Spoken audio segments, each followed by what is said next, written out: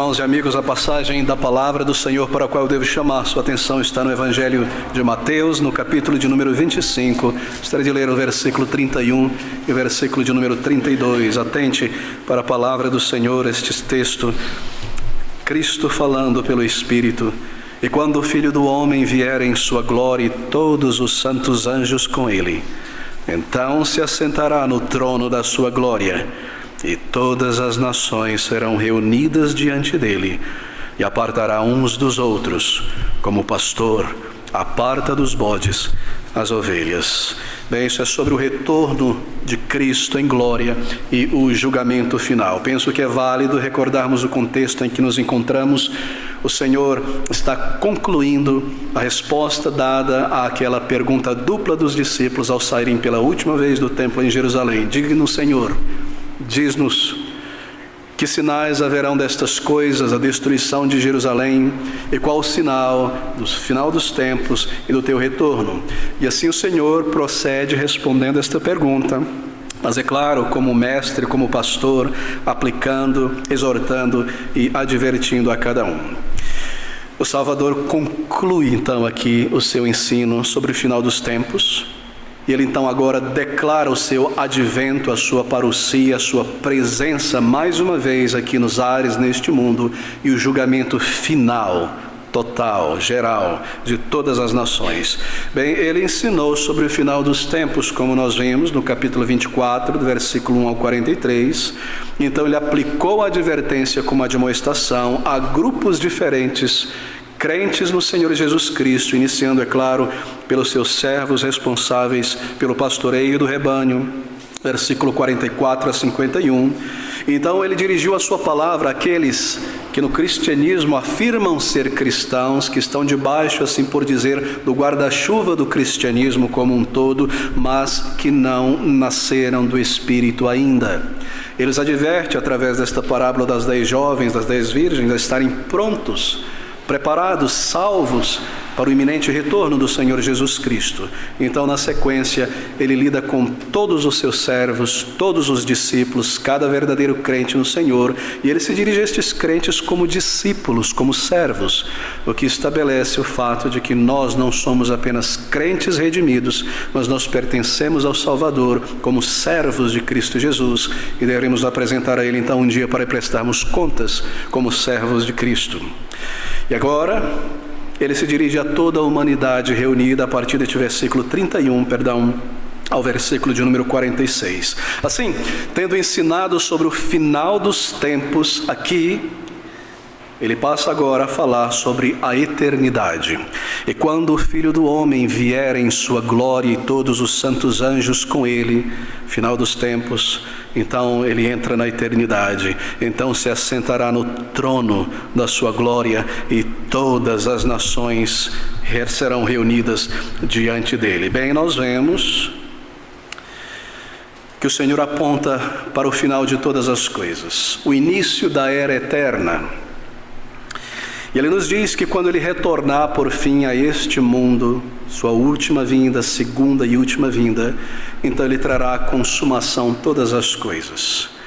E todos serão reunidos na presença de Deus para prestarem contas da maneira como viveram e, em particular, da maneira como atentaram e responderam ao Evangelho de Cristo Jesus. Bem, não nos é dito aqui em que lugar isso está acontecendo. E quando o Filho do Homem vier em sua glória e todos os santos anjos com ele, então se assentará no trono da sua glória e o seu tribunal será estabelecido. Nós não sabemos onde será, não nos é dito em que lugar. Nos ares, quando subirmos para estar com ele, o seu povo desce com ele.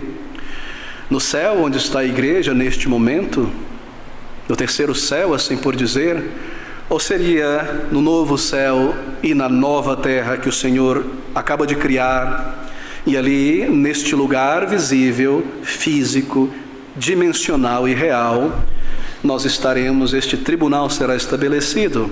Não nos é permitido dizer, nós não temos uma afirmação clara. Todavia, nós supomos que seja num lugar assim, ou semelhante ao novo céu e à nova terra, ou algum lugar físico, uma vez que nós receberemos novos corpos sendo transformados ao subir para estar com o Senhor. Bem, mas o mais importante não é exatamente o lugar, mas de fato, como será este julgamento final? E é para esta verdade que nós nos voltamos nesta manhã.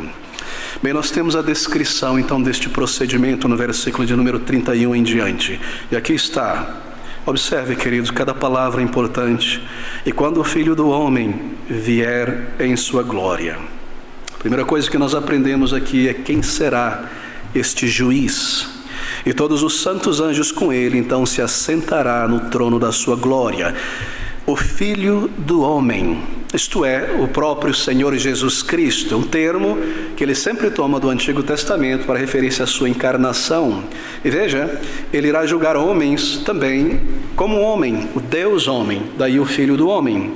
E é necessário que seja assim, porque ele irá julgar homens e mulheres. E ele conheceu os predicamentos, as dificuldades, as tentações, o que é ser um ser humano. Assim, ele é o justo juiz, porque ele conhece todas as coisas. É Jesus Cristo, o mesmo menino frágil naquela manjedoura, desprezado e rejeitado pelos homens, que não tinham de reclinar a sua cabeça, humilhado, esmurrado, surrado, açoitado, pregado em uma cruz pelos líderes, pelos príncipes de Israel que deveriam recebê-lo como seu rei. Esse mesmo Jesus Cristo irá julgar todas as nações, todas as almas, quando ele agora vier em sua glória. E nós temos tantos textos na palavra de Deus, no Antigo e sobretudo no Novo Testamento, que declaram com detalhes esta vinda do Salvador. E me voltaria a vários textos nesta manhã. E o primeiro deles está no livro de Atos. Se você abrir comigo no capítulo 10, no versículo 42, nós lemos assim. Atos capítulo 10, 42. E nos mandou pregar ao povo e testificar que ele, isto é, Jesus, é o que por Deus foi constituído juiz dos vivos e dos mortos. Ele será o juiz. Não será o Pai, não será o Espírito, mas será o Filho, Jesus Cristo, o Senhor. Ainda em Atos, capítulo 17, versículo 30 e versículo de número 31, nós lemos também assim. Porquanto Deus, isto é, Paulo falando aos gregos, porquanto tem determinado um dia em que com justiça há de julgar o mundo por meio do homem que destinou, e disso deu certeza a todos, ressuscitando dentre os mortos. É Jesus Cristo o juiz naquele dia. No Evangelho de João, no capítulo de número 5, no versículo de número 22, nós lemos assim também. Em verdade vos digo que vem a hora, e agora é, em que os mortos ouvirão a voz do Filho de Deus, e os que ouvirem viverão. Eles ouvirão a voz. E o Senhor declarará todas as coisas. E por último, em 2 Coríntios, no capítulo 5, no versículo de número 10, Paulo declara: porque todos devemos comparecer ante o tribunal de Cristo, para que cada um receba segundo o que tiver feito por meio do corpo, ou bem ou mal. Este é Jesus Cristo, e esta é a primeira coisa que nós aprendemos sobre aquele julgamento final. Será Ele próprio. Ele se assentará naquele trono de julgamento em glória, e está determinado por Deus o Pai. E cada um de nós aqui nesta manhã, e todas as almas que nasceram neste mundo, estejam na presença de Deus. Bem, nos é dito algo mais sobre a sua vinda. Quando o Filho do Homem vier em sua glória, no grego doxa, esplendor, majestade da sua presença. Em outro lugar, nos é dito que ele vem na glória de seu Pai, mas aqui ele vem na sua própria glória, vier em sua glória. É claro, antes ele veio e nasceu sob a nuvem da obscuridade, mas agora ele voltará sobre a nuvem de glória, o esplendor da sua glória. Ele voltará em majestade. Ele irá manifestar o seu poder, a sua glória, a glória do Pai e do Espírito, mas em particular, como Filho do Homem, o Salvador, a sua glória devida. Isto é, ele virá, ele voltará, e nós o veremos, e todos o verão, e todo joelho, porque o verão, se dobrará diante do Senhor Jesus Cristo.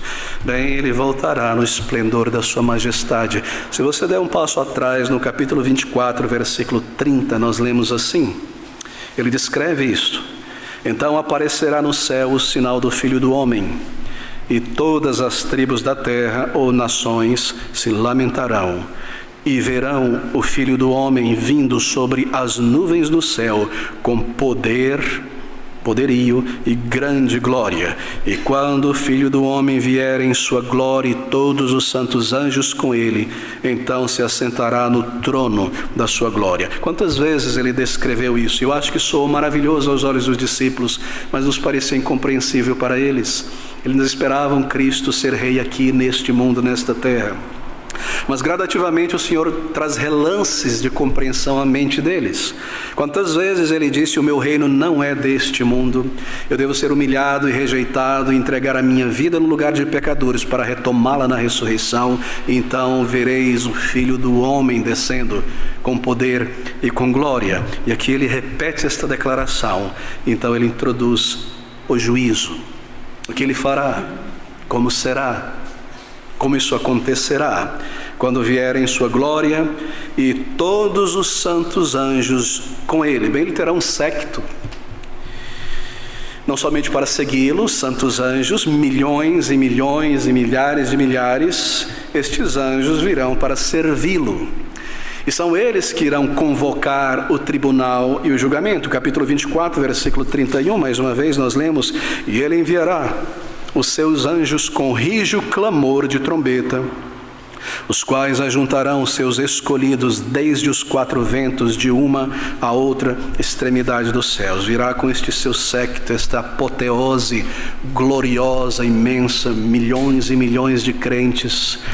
Todos subiremos, anjos celestes para servi-lo, se espalhando ao toque da trombeta no aviso e recolhendo todas as almas de todos os lugares e estabelecendo o tribunal do Senhor naquele momento. Bem, eles irão convocar este tribunal.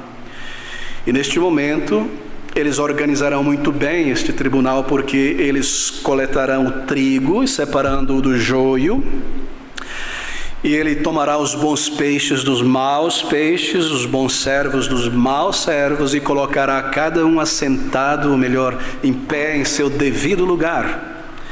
E nós lemos a respeito disso, veja no capítulo 13, no versículo de número 40 ainda de Mateus, o Senhor ilustrando um pouco mais a respeito deste momento.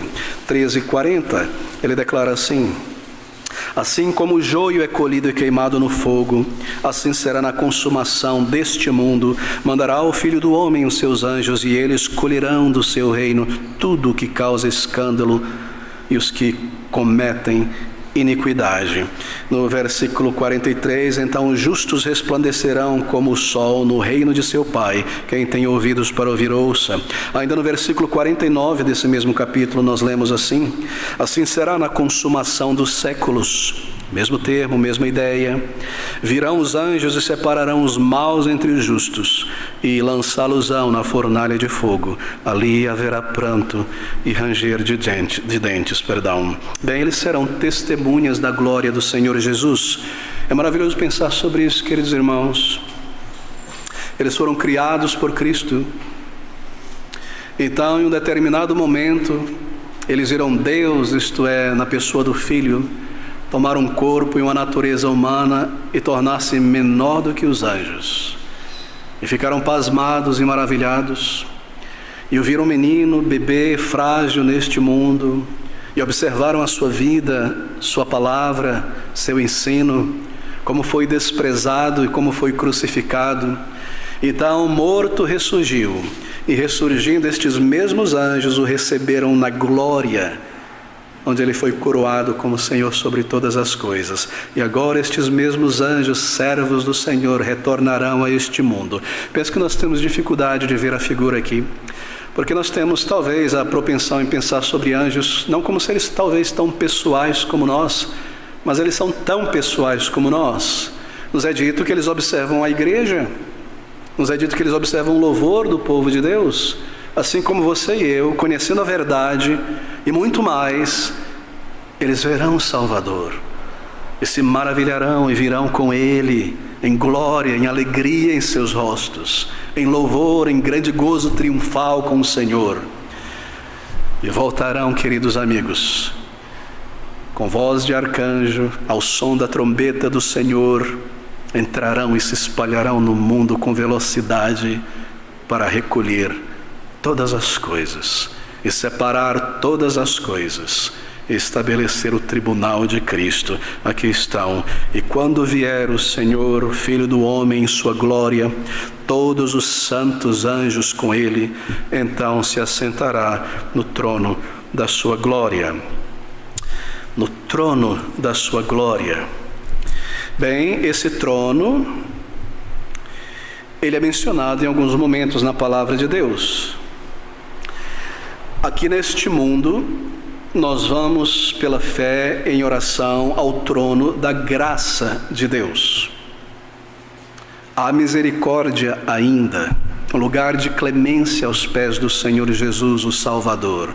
O seu trono, porque ele reina, enquanto o seu evangelho é proclamado, um trono de graça, dizendo: vinde a mim, pecadores. Mas quando ele voltar pessoalmente, será um trono de juízo, um trono de glória, um trono de julgamento. Que os crentes nesta manhã meditem sobre isso. Aqui nós vamos ao Senhor com ousadia, com segurança, esse trono de misericórdia do Salvador. Nós vamos ao trono do Senhor Jesus, o irmão mais velho. Nós vamos ao trono do Senhor Jesus Cristo, o amigo dos crentes. Nós vamos em oração, nesta fé, nesta ousadia sincera, ao trono de alguém que conhecemos e que nos ama e que nos amou por nome e se entregou por nós, tão próximos dele, tão perto do Salvador, nosso Redentor. Isso traz segurança, não é? Quando entrarmos na presença do Senhor, é o mesmo Senhor que já conhecemos. Que os crentes pensem sobre isso, e se há algum temor, alguma dúvida, que seja banida. Nós entraremos diante da presença do juiz de toda a terra, mas este juiz é aquele que nos amou e nos trouxe para si, e assim nós estaremos com ele para sempre. Bem, esse é o trono de Cristo. Que os não convertidos meditem sobre isso e temam, porque quem os julgará será o próprio Senhor Jesus Cristo, cujo evangelho muitos têm desprezado agora, cujo nome muitos têm rejeitado e a salvação ignorada, e dizendo a ele: agora não reinará sobre mim. Que eles pensem sobre isso, e pensem também que grande, imensa perplexidade sofrerão quando virem naquele trono o próprio Senhor Jesus Cristo que os salvaria. Manso e suave, homem de dores, pronto a perdoar, aproximável nesta vida. Agora ele próprio como juiz, justo juiz sobre todas as coisas. Será um momento de perplexidade, penso. Será um momento de agonia, penso. Assim, queridos amigos, para aqueles que morrem em seus pecados, considere isso. Você precisa ir a este trono de graça. Você precisa se reconciliar com o Filho de Deus. Lembre-se das palavras de Davi no Salmo 2, no versículo de número 12, onde ele diz assim: beijai o Filho, para que se não ire, e pereçais no caminho, quando em breve se acender a sua ira. Bem-aventurados todos aqueles que nele confiam. Beijar o Filho, isto é reconciliar-se com ele. Nós vemos da figura de Jacó e seu irmão Esaú, aquela reconciliação. Reconcilie-se com Cristo, olhe para ele, vá a ele como Salvador enviado por Deus. Não pense que tudo está seguro se você não consegue olhar para trás e recordar se tem ido a Cristo ou não. Se você não pode olhar para o presente e compreender se Cristo está em você, não permaneça letárgico, passivo. Continuamente este sino, este alarme tem soado deste púlpito, mas é realmente impressionante para este pregador e chocante que este alarme ele passe através de um ouvido e saia pelo outro naqueles que devem ouvir e não são tocados por esta urgência. Que o Senhor tenha misericórdia de todos nós nesta manhã, e que ninguém brinque com esta graça oferecida, porque nós lemos que é o mesmo Senhor que foi rejeitado e desprezado, que voltará para trazer vingança, nos diz a palavra de Deus. Bem, queridos, assim Ele será o juiz, mas quem será julgado? O Senhor também nos diz, e no versículo 32, e todas as nações serão reunidas diante dele, e apartará uns dos outros, como o pastor aparta dos bodes as ovelhas. Todas as nações reunidas diante de Cristo. Todas as pessoas que já viveram um dia, de todas as culturas, no grego é etnias, de todas as regiões, todos que já viveram neste mundo terão que prestar contas de si mesmo. E reunirá todas as nações. É interessante que o aspecto antropológico é destacado aqui. Nações se destacam, se separam umas das outras por sua cultura, não é? E de alguma maneira nós veremos isto ali, talvez na face, no olhar, na característica física, antropológica de cada um. E nós podemos ver a multidão de todas as pessoas. Bem, ali estão os astecas,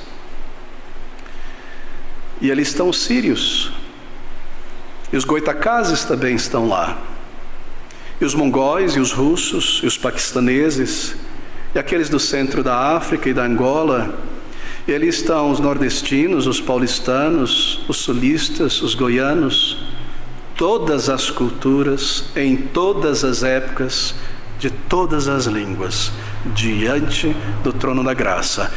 Ao morrerem, eles não sumiram, porque a morte não é o fim da existência, mas o Senhor comandará que os mortos retornem, e Ele declarará pelo seu poder, o mesmo poder que trouxe à existência a estrutura atômica deste universo, que estes átomos espalhados em cinza pelo mar, nas montanhas, na boca de peixes, em todo lugar enterrados, se reúnam novamente em suas características antropológicas, o rosto, a face de cada um, e todos nós estaremos ali na presença do Senhor. Ali estará Hitler, ali estará Mao Tse Tung, ali estará Calvino, ali estará aquele amigo de infância, ali estará Lázaro, aquele de Goiás, aquele de Betânia.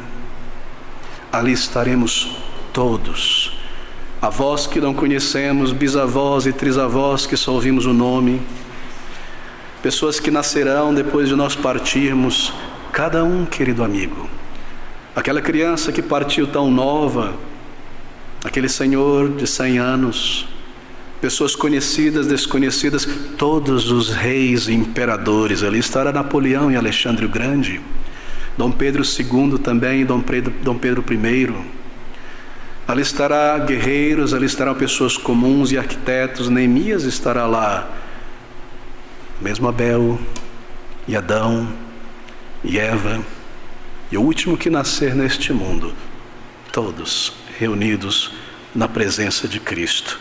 Nos é dito, e todas as nações serão reunidas diante dele. Que visão, queridos amigos! Aqui está o trono, aqui está o juiz, aqui está o Senhor sobre todas as coisas. E nós lemos que ele inicia o seu procedimento e apartará uns dos outros, como o pastor aparta dos bodes as ovelhas.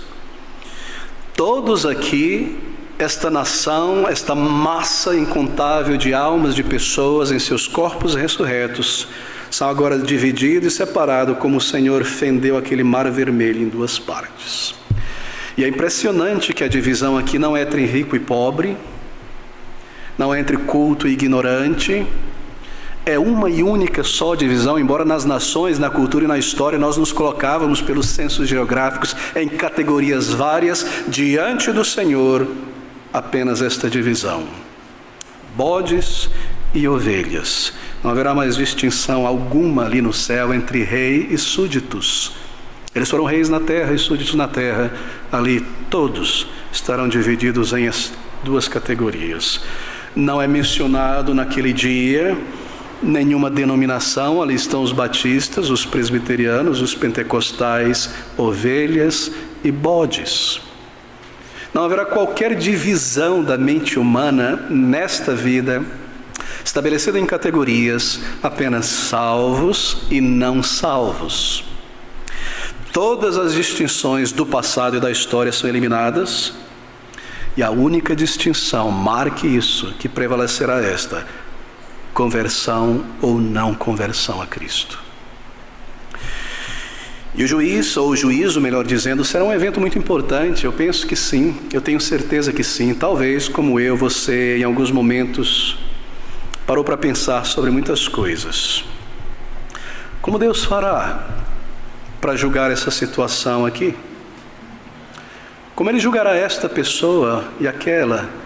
E como Ele me julgará naqueles momentos e nestes momentos?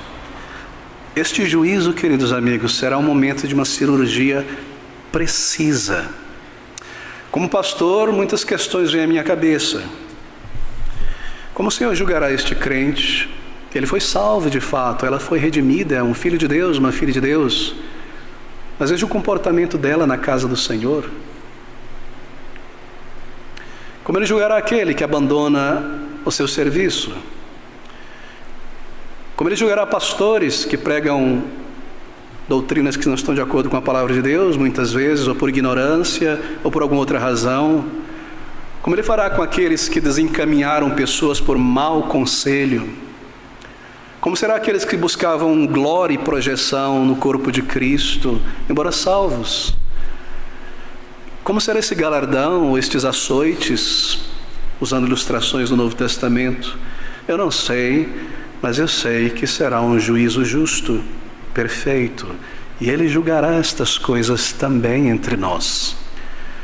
Nós não sabemos exatamente como, mas será o julgamento final. Para os salvos, é claro, não para condenação, porque seu destino foi estabelecido nesta vida pela fé no Senhor Jesus e o novo nascimento do Espírito. Mas um julgamento em relação a galardão.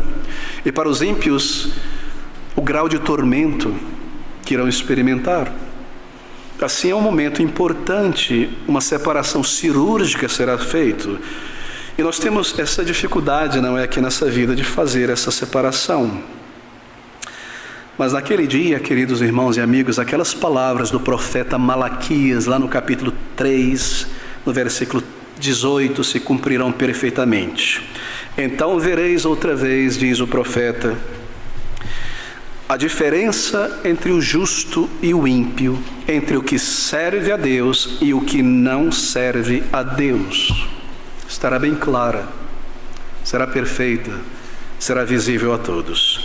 E quando o Filho do Homem vier em sua glória e todos os santos anjos com ele, então se assentará no trono da sua glória e todas as nações serão reunidas diante dele e apartará uns dos outros como o pastor aparta dos bodes as ovelhas. Bem, isso não é uma parábola, é uma metáfora comparativa.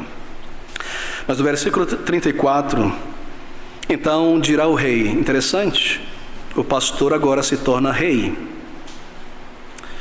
O pastor é também o rei.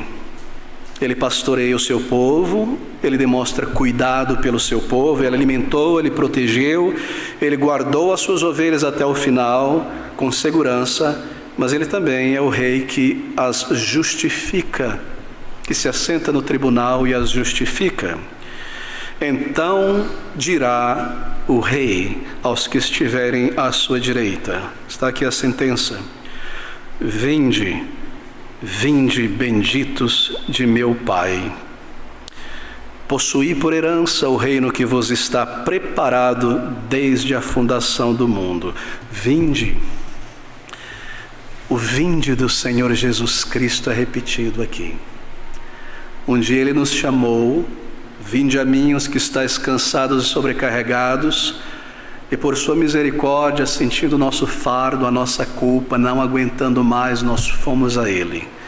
E ali nós encontramos justificação deste rei juiz, e agora nós ouviremos este chamado: vinde, vinde para o reino. Que palavras, não é? Que maravilhoso será ouvir estas palavras do Senhor Jesus Cristo, Salvador. Vinde, benditos, bem-aventurados, bem falado, dito, bendito de meu Pai, amados pelo Pai e dado por Ele ao seu Filho, aqueles que Ele amou e os ensinou e os levou à fé no Senhor Jesus Cristo. Vinde, benditos de meu Pai, possuí por herança, não por méritos, porque o mérito é de Cristo, e por sua vida perfeita Ele herdou todas as coisas no céu e na terra, e porque nós estamos nele, se somos em Cristo, salvos por sua graça, filhos e servos de Deus, então nós recebemos a mesma herança, para a herança que vos está preparada. Herança, queridos amigos, o reino que vos está preparado. Você se recorda das palavras do Senhor Jesus Cristo lá em João, no capítulo 14, no versículo 12? Abra comigo mais uma vez. Aqui está o Senhor fazendo uma promessa a toda a sua igreja, dirigida em particular aqui aos seus discípulos. João 14, 2. No versículo 1, na verdade, Ele diz aos discípulos que estavam tristes e preocupados: não se turbe o vosso coração, credes em Deus, crede também em mim. Na casa de meu Pai há muitas moradas, se não fosse assim eu vou-lhe teria dito. Vou preparar-vos lugar. E quando eu for e vos preparar lugar, virei outra vez e vos levarei para mim mesmo, para que onde eu estiver estejais vós também. Que palavras tão maravilhosas ao nosso coração. Ele já preparou o lugar. Eu não sei dizer como é este lugar. No original grego destas palavras, a ideia é que na casa há alojamentos. Na casa de meu Pai há muitas moradas, alojamentos. Mas é um novo céu, uma nova terra. E nós ouvimos também sobre cidades. Esteja sobre 10 cidades, esteja sobre 5 cidades. Nós temos relances, não é? Nós temos o paraíso restaurado, toda essa bagunça da natureza que é resultado da lama do dilúvio. Petrificada, não é? A rocha sedimentar será retransformada de volta. Beleza, glória, não haverá trevas. Um lugar de habitação com o povo de Deus. E nós começamos a voar na imaginação pelos relances que temos na palavra de Deus sobre aquele lugar de glória. E por mais que nós tentemos de dourado este lugar maravilhoso, esta água cristalina, estes pastos verdejantes, nem metade daquilo que nós podemos contemplar, nós sabemos. É muito mais, queridos amigos. Vou preparar-vos lugar, um lugar de glória com um novo corpo, sem dor, sem fadiga, um lugar de vida onde não há nenhum estigma da morte, nem qualquer elemento que nos lembre a morte, onde não há envelhecimento, decadência, nada do tipo. Nós não podemos pensar inteiramente sobre isso. Nós estamos no tempo e no espaço, presos a corpos que estão deteriorando em um mundo de pecado. Que lugar maravilhoso o próprio Senhor Jesus preparou. Nos é dito que Ele próprio, ao criar este mundo antes da queda, plantou com suas mãos neste mundo um jardim. E este mesmo Senhor, neste novo céu e nova terra, nos preparou lugar. É maravilhoso pensar sobre isso. O que é esta vida? São as glórias desta vida, as belezas desta vida, senão uma faísca, um relance muito pequeno, muito fugaz desta glória. Oh, meus queridos amigos, guarde isso em teu pensamento. Quando você for tentado a amar este mundo e as coisas deste mundo que virarão cinzas um dia, diga a si mesmo, quando você olhar para o mundo e as pessoas desta vida que têm e possuem e se gabem, e você for tentado a invejar estas coisas, diga a si mesmo, isso é pó e é cinza. O meu Salvador preparou para mim um lugar, eu logo estarei com Ele. Uma breve vida neste mundo de escuridão. Então a luz, a glória, a presença de Cristo, a vida, vou preparar-vos lugar. Vinde então, vinde benditos de meu Pai, possuir por herança o reino que vos está preparado desde a fundação do mundo. A minha ceia está preparada, o cálice desta videira que eu prometi tomar novamente convosco, A mesa está preparada, as bodas estão preparadas, a ceia está preparada, o bezerro cevado, tudo está preparado. Vinde, entrai, possuí. E os nossos olhos se fecham nesta vida e nós subimos para a presença do Senhor para estar ali em um lugar de glória chamado paraíso de Cristo, seio de Abraão, conforto, segurança. Então, um novo céu e uma nova terra. Pense sobre isso a cada dia. Mantenha diante dos teus olhos. Não permita que este mundo ofusque a tua alegria, a tua certeza. Deixa estas palavras soarem continuamente. Vou preparar-vos lugar. Então, vinde, benditos de meu Pai, amados por Deus, salvos por Cristo Jesus para este lugar.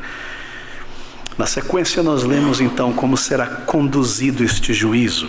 E nos versículos 35 a 36 são estas as palavras. Qual será a base deste julgamento? Como ele será conduzido? Bem, nós aprendemos aqui que este julgamento será de acordo com as evidências, é claro. E as testemunhas neste julgamento são as obras dos homens. Evidências e testemunhas.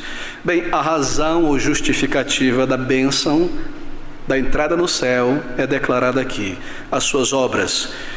Vinde, bendito de meu Pai, porque tive fome, aqui está a razão, e deste-me de comer, sede de beber, estrangeiro, hospedaste-me, nu, vestiste-me, adoeci, estava preso, fostes-me ver. Esta é a razão. Por quê? Bem, a razão destas pessoas entrarem, destes salvos, são as suas obras. As obras justas que os justos realizam. E a razão daqueles outros, chamados aqui de bodes, não entrarem, são a falta destas mesmas obras que os justos realizaram. E é exatamente isso que está sendo dito aqui. Porque tive fome, porque me destes de comer. No versículo 41, então dirá também aos que estiverem à sua esquerda, apartai-vos de mim, malditos. Por quê? 42, porque tive fome e não me destes de comer. É a mesma razão. Assim, é claro, todos nós aprendemos aqui, meus queridos, e podemos voltar para casa seguros, que o Senhor Jesus está ensinando a justificação por obras. Ok? Podemos ir embora para casa? Vi alguns pontos de interrogação, você não tem certeza? É claro que não. Mas há uma dificuldade aqui, nós precisamos lidar com ela em alguns poucos minutos para retornar ao nosso texto. É claro que não. Este é o ensino do catolicismo romano, a salvação, ser justo ou justificado, isto é, diante de Deus por um mérito próprio, uma boa vida, uma vida meritória. Agora, há uma dificuldade muito grande aqui. Você deve se recordar que este é um dos princípios doutrinários martelado pela reforma na face do catolicismo romano. Pela graça sois salvos por meio da fé, e isto não vem de vós, é um dom de Deus. O justo viverá pela fé. Um tiro certeiro na salvação por obras do catolicismo romano. Mas não pense que quando Lutero fez isso, os reformadores, eles ficaram ali aos pés de Lutero, os católicos ficaram ali estribuchando e chorando. Não, eles tomaram postura e posição imediatamente. E voltaram-se à palavra de Deus também para buscar a sua munição. E a situação se torna difícil, porque este não é o único lugar de onde eles tiram a sua base para a justificação por obras. Eles usam esse texto. Eles usam este momento do julgamento para dizer, veja aqui, a justificação é por obras, porque tive fome. Daí a ênfase e o foco em caridade social por parte da Igreja Católica Romana. Mas não é o único lugar. Eles voltam-se também a outro texto. Eu gostaria que você abrisse comigo no livro de Tiago, na carta de Tiago, no capítulo de número 2, no versículo de número 24. Observe essas palavras. Tiago capítulo 2, versículo 24, sobre justificação também. Ele declara, bem vês que a fé cooperou com as suas obras e que pelas obras a fé foi aperfeiçoada. Você observou? Aqui está. E no versículo 24, vedes então, compreenda, entenda, conclua, que o homem é justificado pelas obras, e não somente pela fé. Bom, temos uma dificuldade aqui, não é? Mas o apóstolo Paulo, lá em Gálatas, no capítulo 2, ele declara algo contrário a isso, nos parece. Se você abrir comigo no capítulo 2 de Gálatas, no versículo 16, nós vamos ler essas palavras do apóstolo Paulo, parece contradizendo Tiago. Gálatas capítulo 2, versículo 21.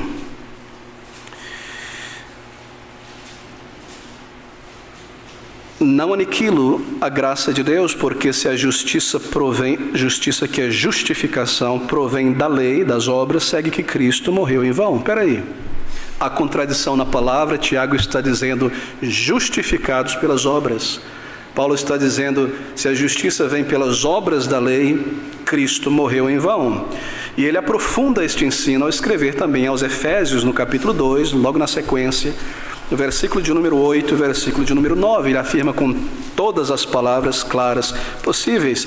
E ao falar sobre salvação, ele diz, porque é pela graça que sois salvos por meio da fé. Isto não vem das obras da lei, não vem de vós, é dom de Deus. Não vem das obras para que ninguém se glorie. Mas você pensa que o angu é sem caroço? Tem muito aqui. E as coisas começam a dificultar ainda mais. Porque tanto Tiago, eu gostaria que você atentasse muito para isso, um ponto teológico de gigantesca importância aqui. Porque tanto Tiago quanto o apóstolo Paulo tomarão o mesmo exemplo para afirmar um que a justificação é por obras e o outro que a justificação é pela fé. E as coisas se complicam aqui agora, meus queridos irmãos, porque ambos retornam ao livro de Gênesis, as palavras de Moisés, e tomam o exemplo de Abraão, um para justificar sua base de que salvação, justificação diante de Deus é pela fé, e outro também usa Abraão, isso é Tiago, para dizer, veja aí, justificação por obras. Bem, nós temos um problema sério aqui. Abra comigo em Gênesis, no capítulo 15, no versículo de número 6. Esse é o texto que o apóstolo Paulo utiliza para basear sua declaração sobre justificação pela fé. Gênesis capítulo 15, versículo de número 6. E creu ele no Senhor, e imputou-lhe isso por justiça. Crê, fé, justiça pela fé, salvação pela fé. Deus disse, ele creu, Deus imputou isto como justiça. Muito bem. Mas Tiago faz a mesma coisa. No capítulo de número... Em Tiago, ainda, no capítulo 2... Ou melhor, volte comigo a Romanos ainda, capítulo 4, versículo 2 a 4, porque nós estamos falando sobre Paulo, primeiramente. Romanos 4, do versículo 2 ao versículo 4. Mantenha o dedo lá em Gênesis. O apóstolo Paulo diz assim, seu argumento é este.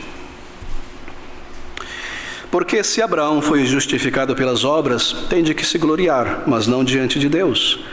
Pois que diz a Escritura? Que Escritura? Aquela que nós lemos em Gênesis 15. Creu Abraão em Deus, e isso lhe foi imputado como justiça.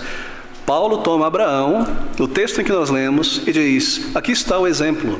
Salvação e justificação pela fé. Abraão creu, lhe foi isso imputado com justiça. Mas Tiago, no capítulo, em sua carta, no capítulo de número 2, no versículo de número 21, mantenha o dedo aí também, ele diz assim, porventura o nosso pai Abraão não foi justificado pelas obras, quando ofereceu sobre o altar o seu filho Isaque? Você percebeu a dificuldade aqui? Um declara salvação, justificação pela fé em Cristo, e aponta para Abraão como grande exemplo, que creu e foi justificado antes das obras. E o outro declara salvação por obras, e aponta para Abraão e diz, porventura o nosso pai Abraão não foi justificado pelas obras, quando ofereceu sobre o altar o seu filho Isaque? Bem, quem tem a razão? Isso já causou dor de cabeça a muitas pessoas. Lutero, por exemplo, por exemplo, dizem que um foi escrito, Paulo escreveu primeiro, Tiago escreveu primeiro, declarando salvação por obras. Então Paulo veio depois, escrevendo sua carta, corrigindo o erro de Tiago. Lutero queimou os fusíveis E disse: Tiago não pertence ao cânon da palavra de Deus, porque ele está afirmando o que o catolicismo romano diz. Posteriormente ele negou isso. Ele nunca disse que a palavra de Deus é errada, mas que Tiago não estava na palavra de Deus.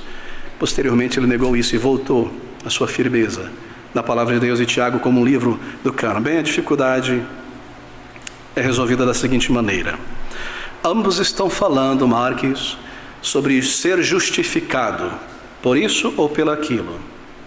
Não esqueça o nosso texto em Mateus, essa é a nossa ponte. Agora, a grande pergunta a ser feita é a seguinte para resolver a questão: justificado diante de quem? Essa é a grande pergunta, essa é a grande questão. Quando você lê o capítulo 2 de Tiago, você percebe que ele fala sobre a fé que é manifesta pelas obras. E ele diz em seu capítulo, versículo 14 do capítulo 2: meus irmãos, que aproveita se alguém disser que tem fé e não tiver as obras, porventura a fé pode salvá-lo? Percebeu? E se o irmão ou irmã estiverem nus e tiverem falta de mantimento cotidiano, lembre-se do nosso texto em Mateus 25, tive fome, estive nu, e algum de vós lhes disser: ide em paz, aquentai-vos e fartai-vos, e não lhes derdes as coisas necessárias para o corpo, que proveitaria disso? Assim também a fé, se não tiver as obras, é morta em si mesmo. Meus irmãos, que proveito se alguém disser? Ele está falando sobre justificação da perspectiva humana diante dos homens, ok? Justificação para com Deus, mas vista, compreendida pelos homens. Esse é o ponto de perspectiva. Se alguém disser, se alguém vier a mim e disser: eu não te conheço, mas você me diz: eu tenho grande fé. Certo. Como é que eu posso ter certeza disso? Mostre pelas obras, pelos frutos desta fé. Paulo está falando sobre justificativa, ou justificação, desculpe, diante de Deus.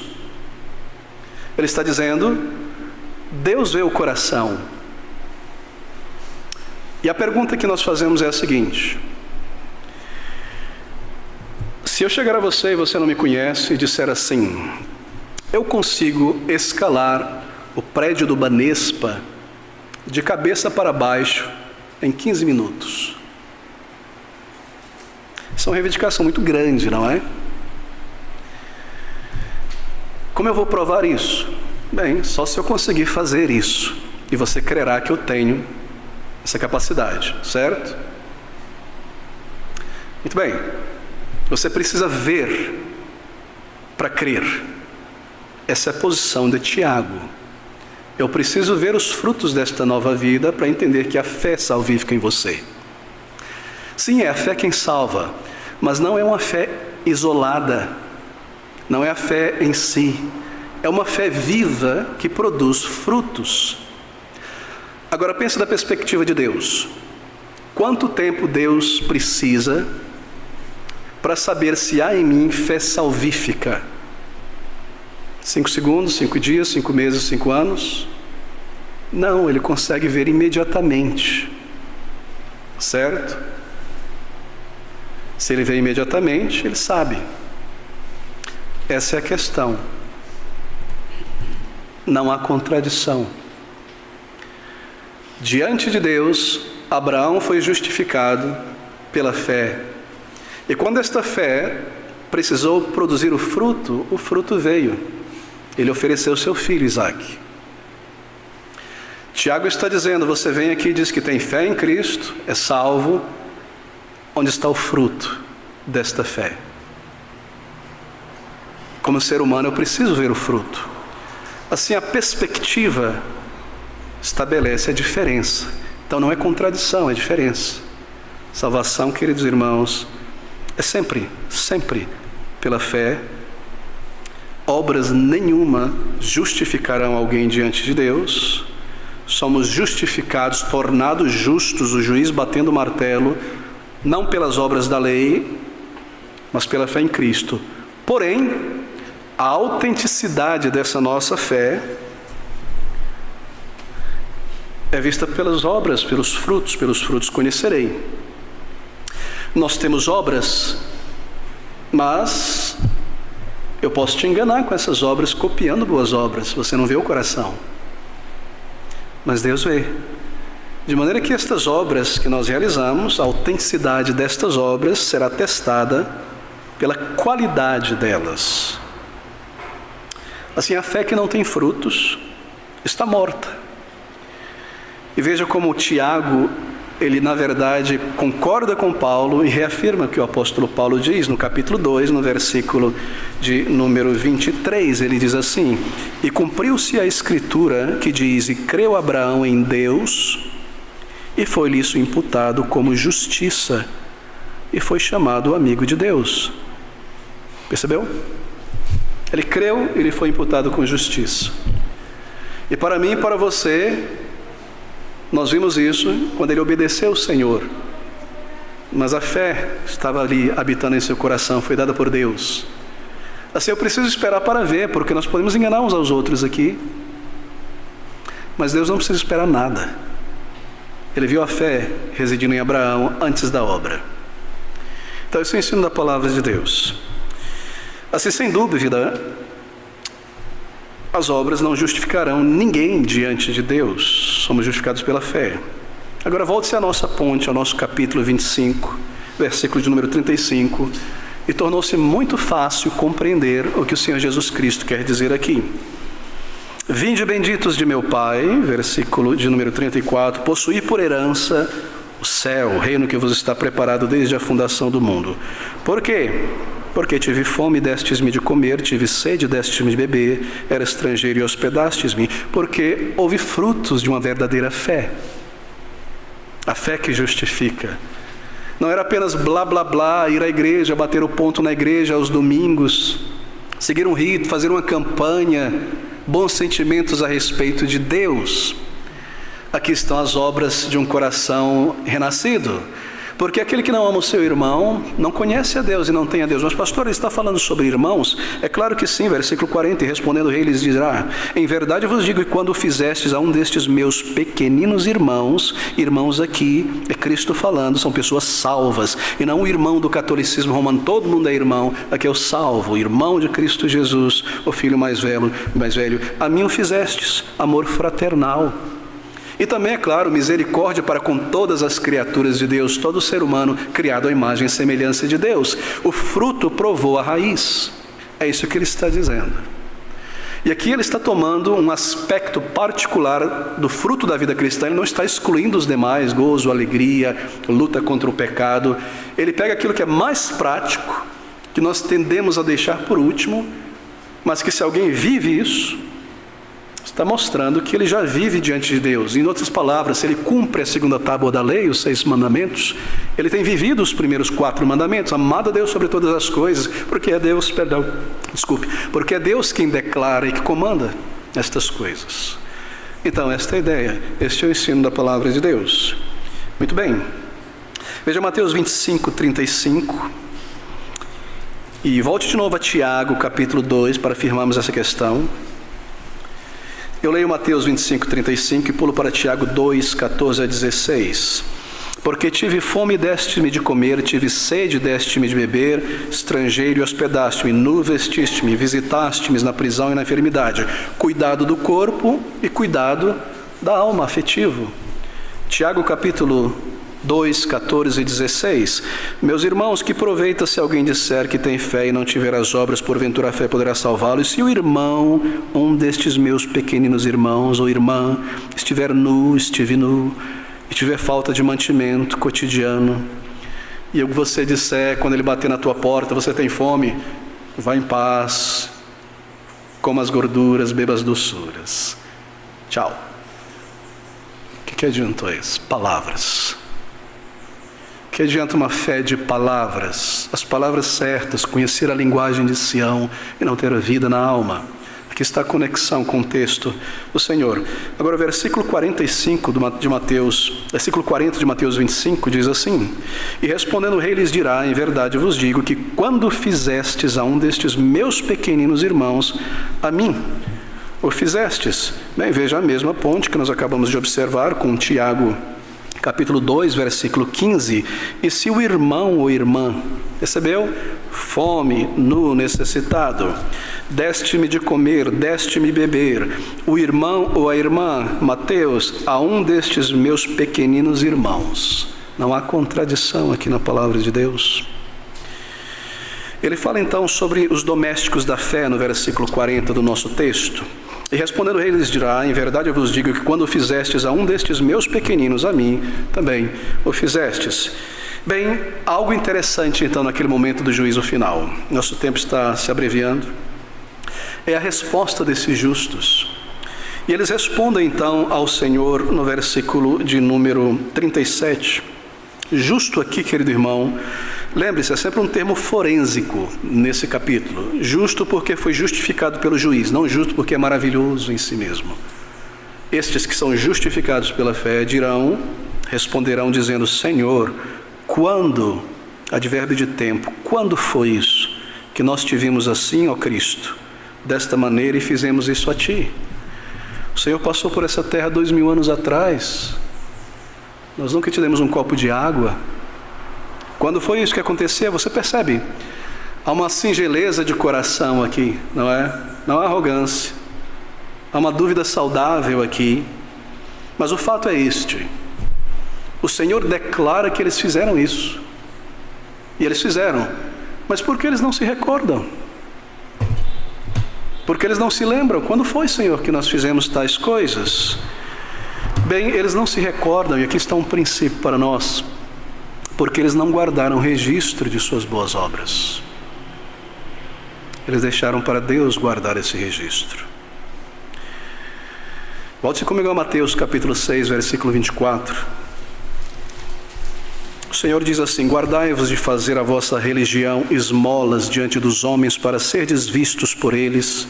Aliás, ou fazendo assim não tendes galardão junto de vosso Pai que está no céu. Quando, pois, deres esmola, não faças tocar trombeta diante de ti, como fazem os hipócritas nas sinagogas e nas ruas para serem glorificados pelos homens. Em verdade vos digo que já tem o seu galardão.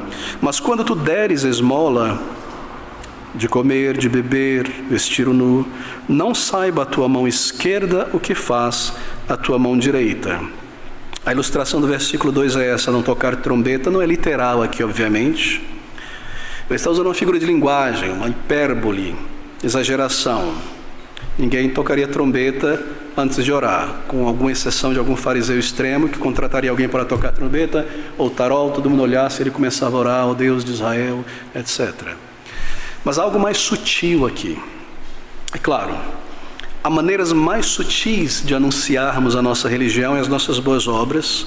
Há maneiras mais efetivas de ganhar publicidade na religião e apontar para a nossa generosidade sem parecer tolo, como chama a imprensa quando estiver distribuindo as marmitas ou coisas desse tipo, coisas de tolos. E é disso que o Senhor está tratando aqui neste versículo: a sutileza do orgulho. Deixa eu mostrar outras boas obras aqui em público que podem ser feitas sem tocar trombeta, mas têm o mesmo resultado da carne. Bem, um exemplo é o seguinte: estava lendo muito tempo atrás, um músico brasileiro, agora já bem idoso, da Bahia, foi ex-ministro da Cultura em um determinado momento. Ele disse, eram aquelas revistas, seleções, Reader's Digest, não é? Meu pai tinha muito dessa e tinha ali uma entrevista com esse músico. E ele dizia assim: a minha maior alegria, marque isso, é quando eu faço o bem para alguém, um bem de valor, eu ajudo alguém, sem que a pessoa saiba, sem que ela, veja que foi eu que fiz, descubra que foi eu que fiz, mas que depois, lá na frente, ela descubra que fui eu. Essa é a minha maior alegria. Você percebeu a sutileza do orgulho? É muito sutil, não é, querido irmão? E é disso que o Senhor está tratando. É exatamente por causa dessa sutileza do orgulho que o Senhor diz no versículo 3 do capítulo 6: não anuncie a si mesmo, versículo 3, mas quando tu deres esmola, não saiba a tua mão esquerda o que faz a tua direita. A mão, isso é uma metáfora, não é? A mão é uma parte de nós. Não anuncie a uma parte de você aquilo que você fez. Não faça a tua boa obra, o teu bem, e fique recapitulando em tua mente, uma parte de você, como foi maravilhosa a tua performance. E como você fez tão bem, e ajudou, e fez isso, e você se portou magnificamente. E você deu alguma coisa, e você sai por aí o tempo todo perguntando à pessoa: já comeu, foi bom, estava gostoso. Já vestiu, foi bom, estava gostoso. Me recordo uma vez, há uns 10 anos atrás, um senhor, hoje vejo que não era uma pessoa salva, mas que por alguma razão me deu um sapato. Ele viu que meu sapato estava quase furando. E constrangido recebi, porque não era exatamente o calçado para um pastor, duro pra caramba, ficar em pé. E não estava usando, continuava com o meu. E toda vez que eu entrava na igreja, como eu entro assim, e passava, ele sentado sempre na beira, olhava assim: já calçou? Mas pastor, não serviu? É isso que o Senhor Jesus está dizendo, a sutileza do monstro chamado orgulho. Talvez ele não se manifeste de maneira pública e visível, mas ele se manifesta o tempo todo debaixo do radar, e essa é a prova de que nós não nascemos de novo. Porque não há um novo coração, um novo princípio, uma nova vida dentro de nós. Não anuncie aos homens em busca de apreciação, louvor, não toque estas trombetas. Não põe o teu nome na cadeira de roda doada para a instituição. Não chame jornal local. Não coloque uma plaquinha no banco que você doou para a igreja, no órgão, no piano. Família fulano de tal doou isto. Não faça anúncio às pessoas para elas saberem das suas boas obras de serviço. E então, é claro, não anuncie a si mesmo para massagear o ego. Não mantenha um diário em tua mente de todas as tuas obras maravilhosas, onde você registra as tuas bênçãos, versículo 4, para que a tua esmola seja dada em secreto, e teu Pai que vem em secreto, Ele mesmo te recompensará. Nem mesmo anuncie a si mesmo. Isso explica, queridos amigos, esta palavra destes justificados. Então os justos lhe responderão dizendo: Senhor, há um erro aqui. Quando foi que nós te vimos assim e fizemos estas coisas? Eles não se lembravam. Eles deixaram para Cristo. Eles serviram a Cristo enquanto serviam o seu povo. E deixaram para Cristo o galardão e lançaram fora toda a projeção pessoal de qualquer forma e natureza.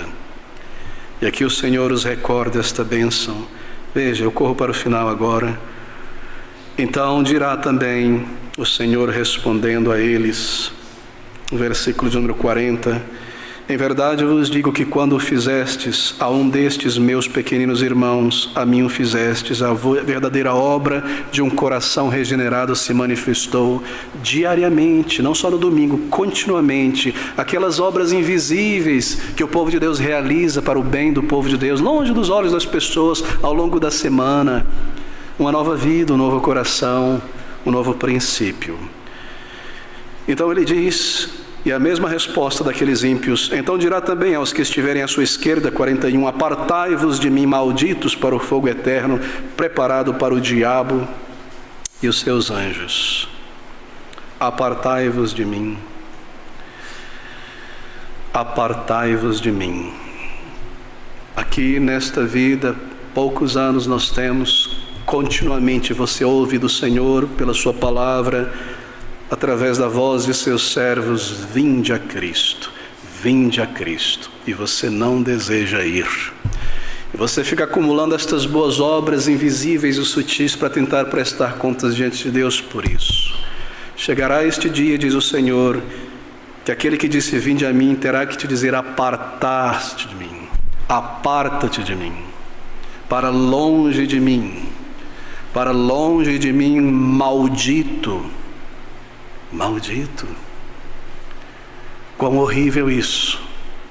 Se não fosse o Senhor Jesus próprio dizendo isso, eu teria dúvida. Mas é o próprio Salvador, queridos amigos. Agora observe, eu concluo a descrição deste lugar. Enquanto a bem-aventurança dos salvos, um lugar que o olho não viu, o ouvido não ouviu, das bênçãos que ali haverão. O destino dos perdidos, Apartai-vos de mim, malditos, para o fogo eterno, preparado para o diabo e seus anjos. Tormento, atormentado, um lugar de tormento que não acaba. Um lugar de tormento físico, porque há um corpo. Eu não sei descrever nem desejo. Você sente dor, alguma dor que persiste o dia inteiro, no osso, na junção, no cotovelo, por toda a eternidade, dor. Um lugar de separação, apartai-vos. Deus é luz, é vida, distante de todo o bem, de toda a alegria, de toda a glória e beleza que há, separado das bênçãos. Lázaro, no seio de Abraão, aquele homem, longe, um abismo distante, nenhuma outra oportunidade, nem purgatório, nem nada do tipo. O inferno também é um lugar de associação. E você estará associado, se você terminar os teus dias em Cristo, com as pessoas que você mais detestava e odiava nesta vida.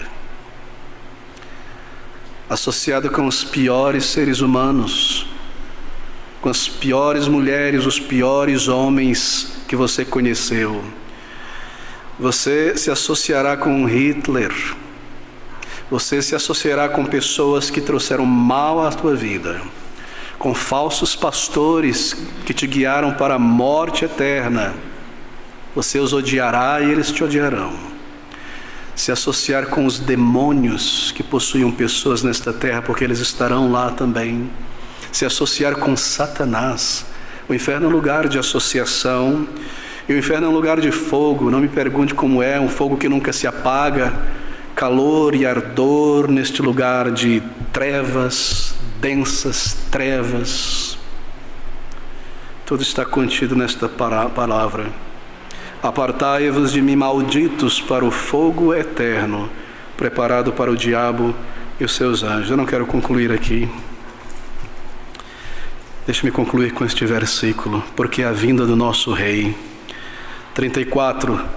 Então dirá o Rei aos que estiverem à sua direita: vinde, benditos de meu Pai, e possuí por herança o reino que vos está preparado desde a fundação do mundo. Vida, alegria, segurança, certeza. Oh, queridos amigos, eu estive em um ponto psicológico da minha vida antes da conversão, quando eu não sabia se eu era salvo ou não. Eu havia levantado a minha mão e havia sido batizado, eu era sincero, mas Deus abriu os meus olhos quanto ao estado do meu coração. Mas foi muito difícil, porque chegou um momento em que eu não tinha certeza. Eu queria ser salvo e segurar minha salvação, mas eu sabia que possivelmente não era salvo, porque eu vivia em meus pecados, e aquele momento foi terrível, angustioso. Mas eu precisei ali oferecer uma violência com toda a minha força contra este velho ser. Aquela complacência que me mantinha ali naquele estado de banho-maria. E me lancei a Cristo e clamei ao Senhor e disse todo o meu mal e o meu ser pecaminoso a Ele. Eu urjo com você que você faça isso nesta manhã. E você não fique brincando aí dentro de você como quem finge que o carro vai passar do lado, mas não vai te acertar. As coisas não vão acontecer, essa ponte quebradiça não vai cair, você vai conseguir fechar os olhos e ficar achando que tudo estará bem, quando você sabe que não está. Ofereça uma violência santa, é a tua alma eterna que está em jogo. E lance-se aos pés do Senhor, confesse e diga a Ele tudo. Mas se eu disser, você está reconhecendo que eu sou um pecador e que eu estou perdido e que eu tenho associação com o maligno? Exatamente, mas é somente assim que você será salvo e liberto de lá e transformado em um filho de Deus. Então, quando vier o Filho do Homem em sua glória e todos os santos anjos com ele, e todas as nações reunidas à sua direita, vinde, bendita, bendito de meu Pai, por causa do Senhor Jesus, por causa do Salvador. É agora, queridos, ou é nunca mais. É nesta vida ou nunca mais. Vá ao Senhor, Ele te salvará. Do jeito que você está, se lance a Ele pela fé.